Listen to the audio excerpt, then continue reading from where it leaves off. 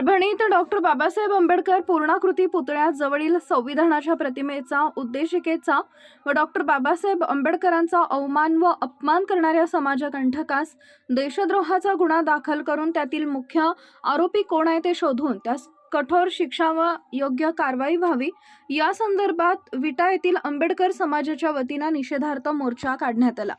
यावेळी विट्यातील मोठ्या प्रमाणात नागरिक उपस्थित होते। किरण भगत, जनसूर्य न्यूज, विटा।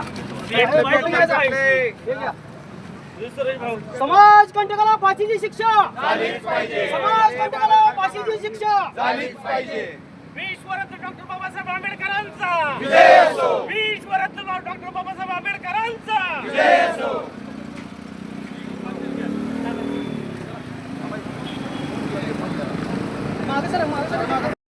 विजय असो। भारतीय संविधानाचा विजय असो। समाज कंटकास फाशीची शिक्षा झालीच पाहिजे। समाज कंटकास फाशीची शिक्षा झालीच पाहिजे। देशद्रोहाचा गुन्हा झालाच पाहिजे। देशद्रोहाचा गुन्हा झालाच पाहिजे। डॉक्टर बाबासाहेब आंबेडकरांचा विजय असो। भारतीय संविधानाचा विजय असो। भारतीय परभणी या ठिकाणी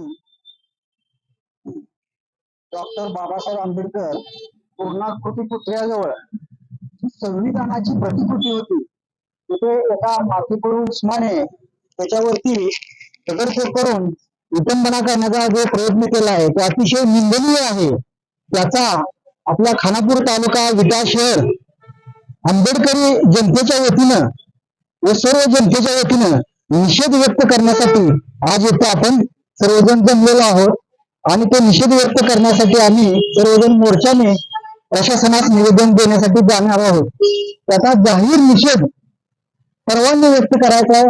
ऍक्च्युली हा फक्त आंबेडकर जनतेचा प्रश्न नसून संपूर्ण देशभरातील जनतेने पेटून उठायला पाहिजे होतं, परंतु असं काय घडलं की फक्त आंबेडकर जनताच रस्त्यावर उतरते आणि बाकीचे सर्व जनता लाभ घेण्यासाठी फक्त पुढे असते। मला त्यांना नम्र निवेदन आहे त्यांच्यासाठी की सर्वांनी हा संविधान हे आपल्या सर्वांचं आहे, तुला फक्त आंबेडकरी जनतेचं नसून तुमचा आमचा सर्वांचा आत्मसन्मान आहे। तो आत्मसन्मान जपण्यासाठी सर्वांनीच एकत्र होऊन लढले पाहिजे आणि त्याचा निषेध व्यक्त केला पाहिजे। जय भीम, जय संविधान। अखंड विश्वाला शांतीचा संदेश देणारे तथागत भगवान गौतम बुद्ध, भारतीय राज्यघटनेचे शिल्पकार विश्वरत्न डॉक्टर बाबासाहेब आंबेडकर, महामानव छत्रपती शिवाजी महाराज, साहित्यरत्न लोकशाहीर अण्णाभाऊ साठे। खरं पाहायला गेलं तर हा महाराष्ट्र हा आपला महामानवांच्या विचारावर चालतो आणि या महाराष्ट्रामध्येच परभणी सारख्या शहरामध्ये जर अशी निंदनीय घटना घडत असेल की संविधान हे देशाचा आत्मा आहे आपल्या, आणि या संविधानावर लहानातला लहान गरीबातला गरीब हा रुबाबानं चालत असतोय। माझी माता भगिनी सुद्धा आज तिला थोडक्यात जरी काय झालं तर ती त्या ठिकाणी दरकारी वाघासारखी पडत असते। ही ताकद आहे संविधानामध्ये, आणि जर संविधानाची जर अशी विडंबना होत असेल तर या घटनेचा मी जाहीर तीव्र निषेध करतो। सर्वप्रथम मला एक ओळीमध्ये दोन सांगायचं म्हटलं तर बाबासाहेबांनी संविधान लिहिण्यासाठी आपल्या कुटुंबाचा विचार न करता आपली लेकरं सुद्धा त्या ठिकाणी बळी गेली, लेकरांना कफन सुद्धा नव्हतं, आणि म्हणून म्हणायचं आहे 2 वर्ष 11 महिने आणि 11 दिवस ते संविधान लिहिण्यासाठी लागलं। काबाड कष्ट करून बाबासाहेबांनी अतिशय आपल्या कुटुंबाचा त्याग करून ते संविधान लिहिलं, आणि सर्व बहुजनांच्या हिताचं ते संविधान आहे, देशाचा प्राण आहे। तर मला या ठिकाणी म्हणायचं आहे, अरे भीमाचं खाऊन फुगलंय पोट, काय म्हणायचंय, भीमाचं खाऊन फुगलंय पोट।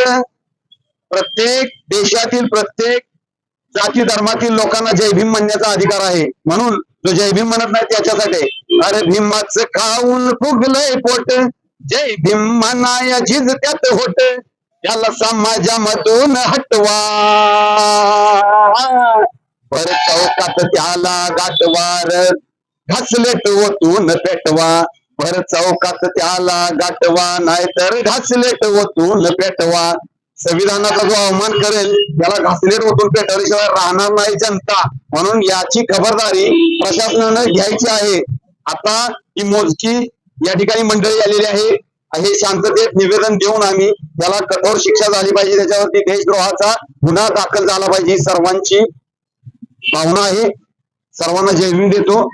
समाज कंटकास फाशी शिक्षा झालीच पाहिजे, समाज कंटकास फाशीची शिक्षा झालीच पाहिजे, देशद्रोहाचा गुन्हा दाखल झालाच पाहिजे, देशद्रोहाचा गुन्हा दाखल झालाच पाहिजे. यासाठी वजाचं करायचं काय खाली मुंडक वर पाय, यासाठी वजाचं करायचं काय खाली मुंडक वर पाय, समाज कंटकाला फाशीची शिक्षा झालीच पाहिजे. डॉक्टर बाबासाहेब आंबेडकरांचा विजय असो, छत्रपती शिवाजी महाराजांचा विजय असो, ज्योतिबा फुलेंचा विजय असो, साहेब अण्णाभाऊ साठेंचा विजय असो.